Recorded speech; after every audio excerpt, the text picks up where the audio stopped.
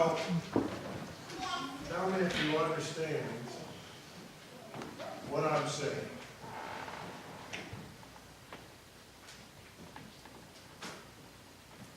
Do you understand what I said? I'm going to go slowly. This is slowly. I'm going to go a little bit slower. Okay? Everybody remember what that means? If. That's right. If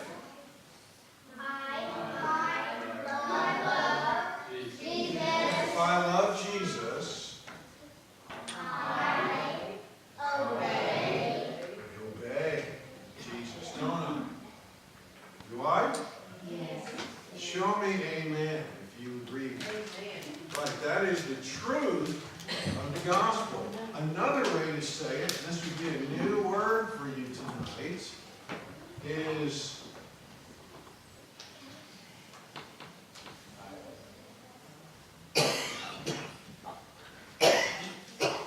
anybody guess what that word means? Well, I said the same thing, but I'll say it slowly. I obey Jesus because I love Jesus. And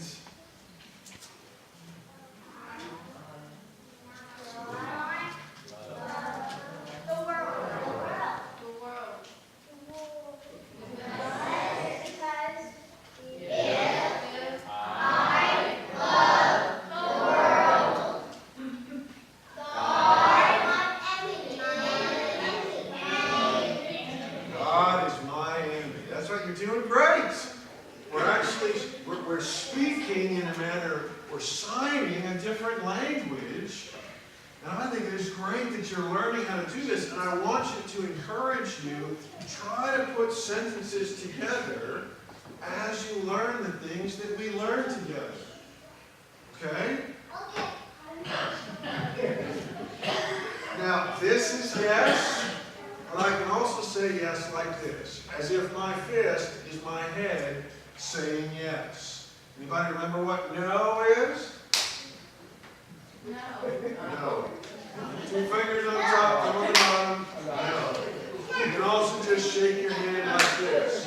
So if I wanted to say, I am not a friend of the world, I could just shake my head instead of doing not that way. I could say, I'm not a friend of the world. Will you try that with me? Let's stand up. Let's do this standing. Okay? We'll do it slowly.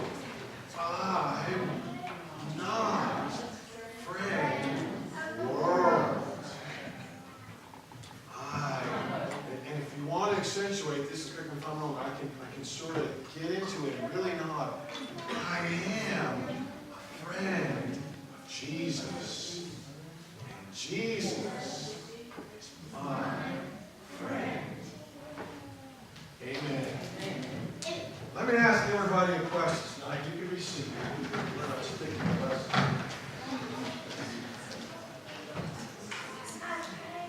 Kids, how many of you, by a show of hands, like tests? Oh, we got a couple of people. Oh, see now, look at that. That's peer pressure right there. And a few hands go up. Yeah, most of us, in fact, grown-ups, you older kids out there, how many of you like tests? A couple of you, you're not a grown-up tonight. Not tests. No, I hope you like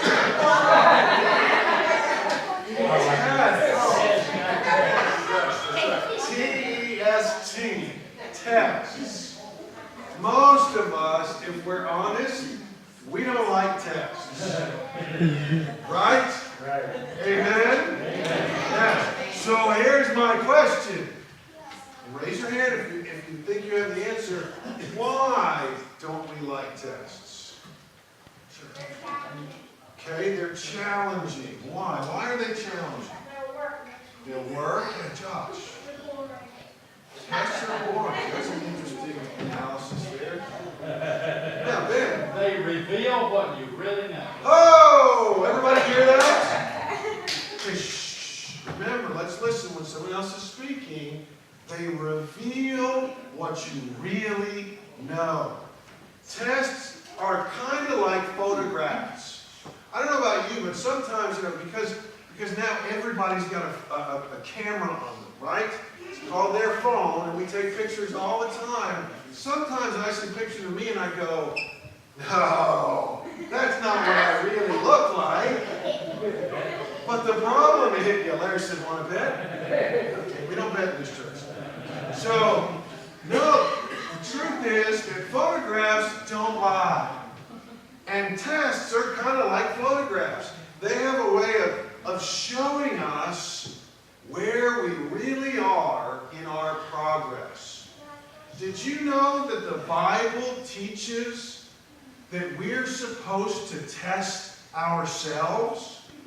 That we're actually supposed to examine ourselves on a regular basis to see how we're doing in our friendship with God. And so tonight, as we get into our study, I want to ask you a question.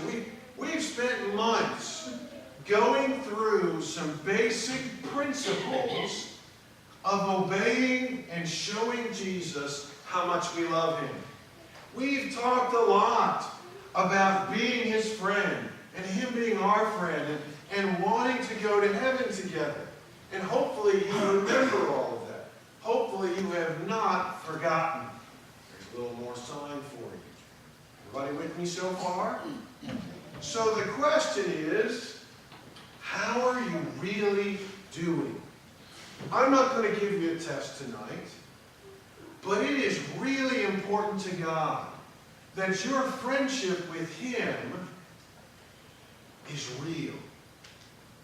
That your relationship with Him is not just something you say with your mouth, but isn't true in your life. You see, do schools give you tests? Are there any schools out there that don't give you tests? No, there aren't. Schools give you tests because they want to know that you're really, really learning. Is it enough in school, and this is a question for the kids, to just show up to class? How many people here say, yes, it's enough if I just show up in class? Honestly. Yeah, look around. Nobody thinks that. No school is that way. They want you to do more than just attend. It's no good if you sit in class and you never really learn anything. You never make progress, that you're just there. And I would tell you that's kind of the way life is. How many people here like playing some kind of sport? Any kind of outside sport? Right?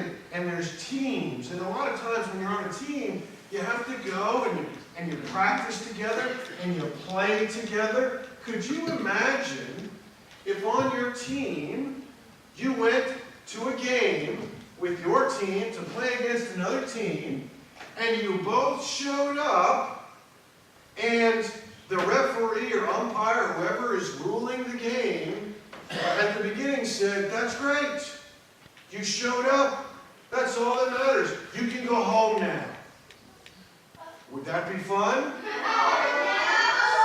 Right. Exactly. You would have. What is the point of that? I love the hand gestures there. She's like me. What's the point of that? You have to participate. And there's a goal in mind that you're supposed to accomplish.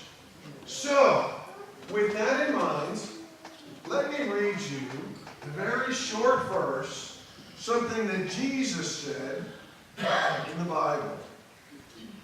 Jesus oftentimes called himself the Son of Man. He was the Son of God, but he was also fully man. And Jesus said in Matthew chapter 16, "For the Son of Man is going to come with his angels in the glory of his Father, And then he will reward each person according to what he has done. So this short little verse says that there's going to be a time when Jesus comes back to the earth, and every single person on the earth is going to be rewarded some way. And what does he say will be the basis or the reason or how he decides what our reward is? Yes. What they've done. Does he say, I'm going to reward you based on what you claim you've done? Or based on what you say you've done? Or based on the fact that you just showed up? No, he doesn't. You see, the reward is based on what you actually do. We've talked a lot about heaven. How do people here still want to go to heaven? Right? Heaven is what? Heaven. Do that together with me. Heaven. Right, we all want to go to heaven. Well, see, heaven is a reward that Jesus has prepared for those who obey him. It's not just for people who say they love him. It's not just for people who say they want to be his friend. And if you don't obey, and if you don't really love Jesus, you don't get the reward, the paradise that he has prepared for you. And kids, this is where I think in some of our schools and in our community and in our society, we've gotten really wishy-washy. You all heard that term before, right? I hope I'm not dating myself. Wishy-washy. We've gotten flimsy-flamsy, milk toasty. I don't know. I'm an older guy. What can I tell you? Here's what I mean. Today, there are many places that you go that reward that you showed up. They give out awards that you participated. Not that you actually achieved something, not that you actually learned something, but just that you were there. Here's my question. According to Jesus, does Jesus say that that's how God is going to reward us? That's perfect. No, he doesn't. Show me? No, that's not the way God works at all. It matters how you live. And the reward is only for those who really are his friend and who really love him. How many people here remember many, many months ago the very first lesson that I did for all of you? Does anybody remember? Tara. Wasn't the pyramid. That's close. There was one before the pyramid. Wow, that's great. You're so close. Anybody else remember? Oh, go ahead. Yes. We read a parable where Jesus said the kingdom of heaven is like a treasure hidden in a field. And I had hidden a check for $100 signed somewhere in the church, on the church grounds. And I told everybody, if you find it in 5 minutes, you get to keep it. And I'm telling you, it was like a stampede if you weren't here. People were running around everywhere. People were so excited. They were looking for that check and looking for that check and looking for that. They were asking me, are you serious? Yeah, I'm serious. I'm definitely serious. It was. I was. But notice, when we understand the reward, it motivates us, doesn't it? It motivates us, and we behave differently when we understand the reward. What is the primary reason that we get together on Sunday nights? Yes, sir. To learn about God. That's right. To learn about and eventually to love Jesus. Although it's great to eat, and I love to eat. You can ask my family, I love to eat. That's not the primary reason we get together.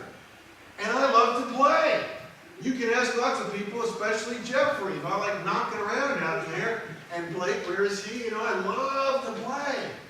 But the primary reason we get together is to learn about Jesus. And I want you to know that as your pastor, I watch you. Not like Big Brother, but I'm watching you. Because it's important to me, and because it's important to God, and God is watching you, to see if you're actually making progress. It's not good enough to just show up. God really wants us to change, to love Him, and to be different. And so to help us all along that way, we're going to start doing something a little bit different as part of our Jesus and Me ministry together. Some of you, as I've watched you, have grown tremendously. And it has been a joy to see your growth and your progress and how you're changing. Some of you, to be honest, haven't grown that much. And you still kind of disobey, and you still kind of disregard, and you're not that different. And my goal is I want everybody here to go where? To heaven. That's God's goal too. That's right. And so we're going to imitate God, who said that when He comes back, when Jesus comes back, we will each be rewarded according to what we've done. We're going to imitate God to learn that very eternal principle. And here's what we're going to do. Once about every month or 2 months, we're planning a special outing, kind of like a field trip. I don't know about you when you were in school. Yeah, see, your face just said it all. It lit up. But when I was in school, the teacher said field trip. I was like, oh yeah, field trip. I was kind of like Josh was doing when one of those songs tonight, Josh is going like this, you know. I mean, I was so excited to go on a special field trip. And so we're going to do that as part of our Jesus and Me ministry together. However, the only children who will get to participate in each special field trip will be the ones who are not perfect, but who are regularly showing a genuine desire to learn and to obey. Because it's not good enough, and grown-ups, I hope you hear this lesson too, because it's for all of us too, to just attend. And so we're going to set up a nice big chart. In fact, Peggy, where's Peggy? Peggy used to have this chart sitting up in the back room there to track the kids who are coming. Well, we want to do more than come. So as you do the things that you're learning, as you put into practice the principles that you've learned, as you show Jesus how much you love Him by obeying Him, we're going to put stars up next to your name. But you have to show by your obedience that you deserve a star. Because how's Jesus going to reward us? According to what we've done. Not what we've said, but what we've actually done. And so at the end of each, again, about once every month or 2 months, whether we go bowling together, or we go to the movies to get together, or we go some other special outing together, we're going to do that with the kids who have lots of stars next to their name. And I bet that some of you are thinking, wait, that's not fair. What about the other kids? Some of you thinking that? Yeah, some of you, I can tell by looking at your faces.